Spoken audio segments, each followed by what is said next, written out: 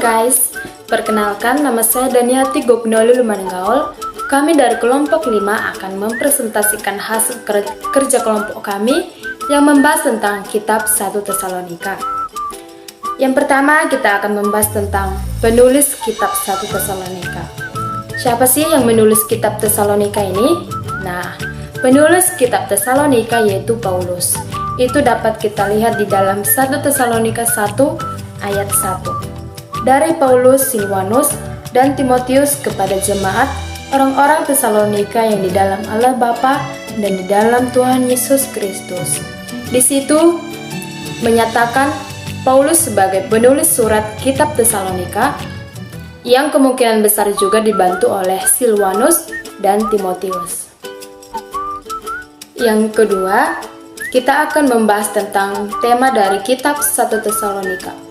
Tema yang menonjol pada kitab 1 Tesalonika ini yaitu kedatangan Kristus untuk membebaskan umatnya dari murka Allah ya, di atas muka bumi ini.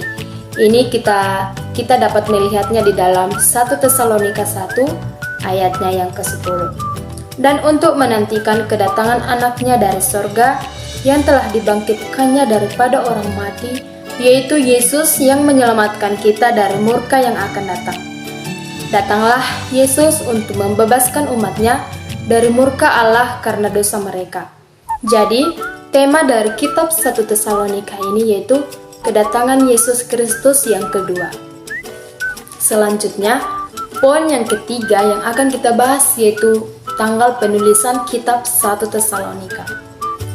Paulus menulis surat-surat kepada jemaat Tesalonika dari Korintus selama perjalanan misionarisnya yang kedua yaitu sekitar tahun 50 sampai 51 Masehi.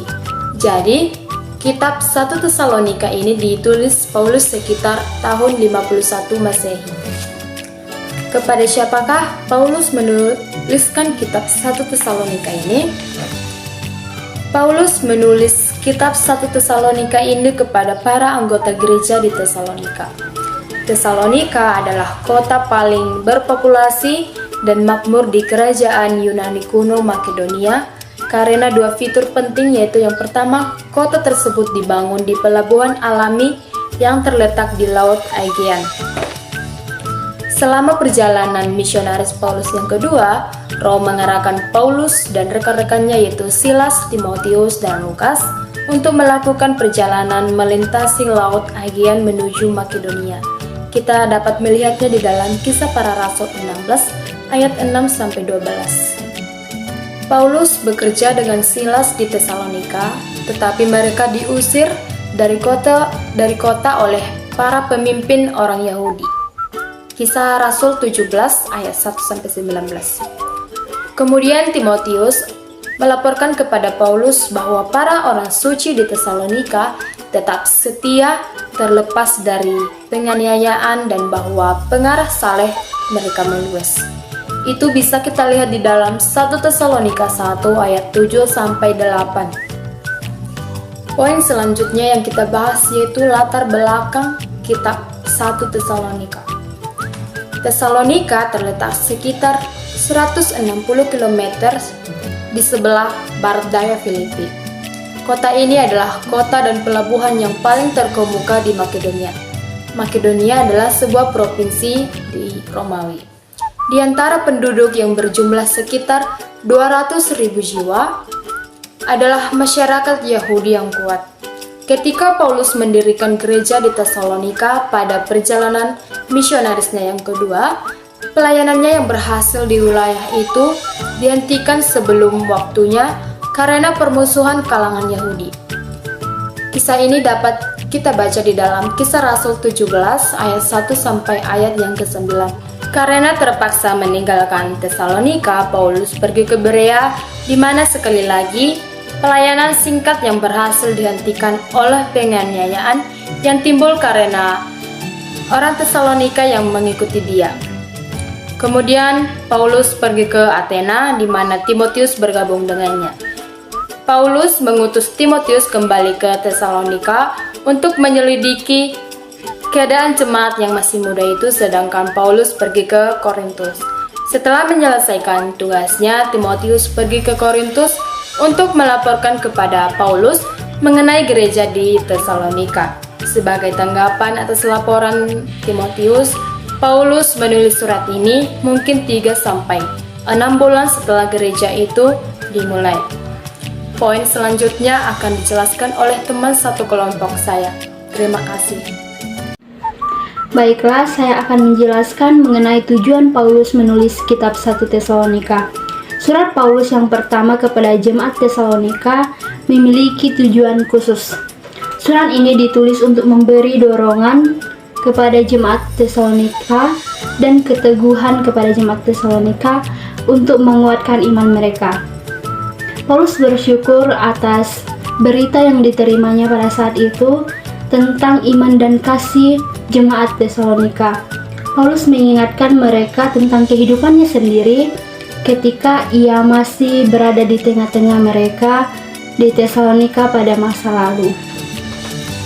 Setelah menceritakan semuanya, Paulus pun menjawab pertanyaan-pertanyaan dari jemaat-jemaat Tesalonika mengenai kedatangan Tuhan Yesus yang kedua kalinya. Garis besar kitab 1 Tesalonika yang pertama, salam, yang bisa kita lihat di kitab 1 Tesalonika pasal 1 ayat 1. Yang kedua, pelayanan Paulus di Tesalonika.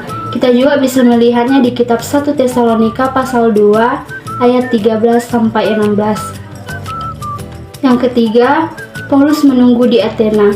Kita bisa melihatnya di kitab 1 Tesalonika pasal 3. Yang keempat, laporan Timotius yang menghibur.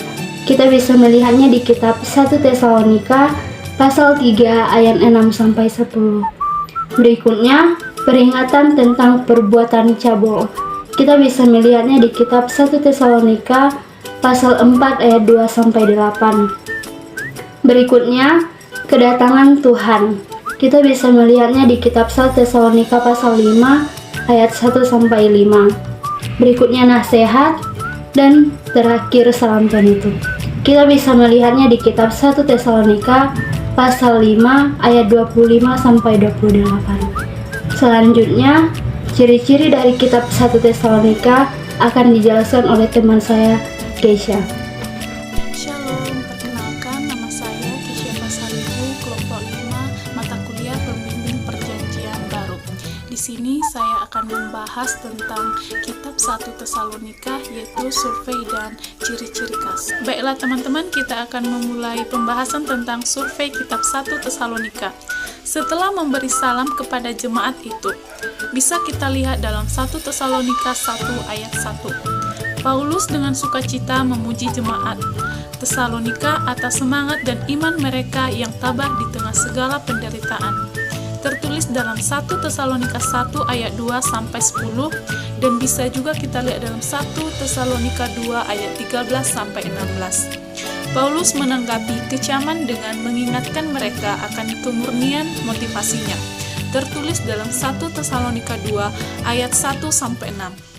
Kesungguhan kasih dan perhatiannya terhadap mereka bisa kita lihat dalam 1 Tesalonika 2 ayat 7-8, 1 Tesalonika 3 ayat 1-10, serta kelakuannya yang jujur di tengah mereka bisa kita lihat dalam 1 Tesalonika 2 ayat 9-12. Paulus menekankan perlunya dan pentingnya kekudusan dan kuasa dalam kehidupan orang Kristen. Orang percaya harus kudus. Bisa kita lihat dalam 1 Tesalonika 3 ayat 13, 1 Tesalonika 4 ayat 1-8, 1 Tesalonika 5 ayat 23-24. Dan Injil harus disertai kuasa dan penyataan Roh Kudus bisa kita lihat dalam 1 Tesalonika 1 ayat 5. Paulus mendorong jemaat itu supaya jangan mereka memadamkan api roh dan dengan menekankan penyataannya, khususnya nubuat. Bisa kita lihat dalam 1 Tesalonika 5 ayat 19-20. Tema yang menonjol adalah kedatangan Kristus untuk membebaskan umatnya dari murka Allah di atas muka bumi ini. bisa kita lihat dalam 1 Tesalonika 1 ayat 10, 1 Tesalonika 4 ayat 13 sampai 18, 1 Tesalonika 5 ayat 1 sampai 11. Baiklah teman-teman, saya akan membahas ciri-ciri khas kitab 1 Tesalonika. Ada 4 ciri utama yang menandai surat ini. Yang pertama, surat ini adalah salah satu dari kitab-kitab perjanjian baru yang pertama ditulis. Yang kedua, berisi bagian-bagian penting mengenai orang-orang kudus yang sudah mati yang dibangkitkan oleh Allah ketika Kristus kembali untuk mengangkat gereja. Tertulis dalam 1 Tesalonika 4 ayat 13 sampai 18. Dan tentang hari Tuhan bisa kita lihat dalam 1 Tesalonika 5 ayat 1 sampai 11. Ciri khas yang ketiga, kelima pasal ini berisi petunjuk tentang kedatangan Kristus dan artinya bagi orang percaya. Bisa kita lihat dalam 1 Tesalonika 1 ayat 10, 1 Tesalonika 2 ayat 19, 1 Tesalonika 3 ayat 13, 1 Tesalonika 4 ayat 13 sampai 18, 1 Tesalonika 5 ayat 1 sampai 11. Yang keempat, surat ini memberikan wawasan yang unik. Yang pertama, mengenai kehidupan gereja tahun 50-an yang belum dewasa tetapi penuh semangat. Yang kedua, mengenai mutu pelayanan Paulus sebagai perintis pemberitaan Injil. Sekian hasil pembahasan kitab 1 Tesalonika dari kelompok kami. Kami ucapkan terima kasih. Shalom.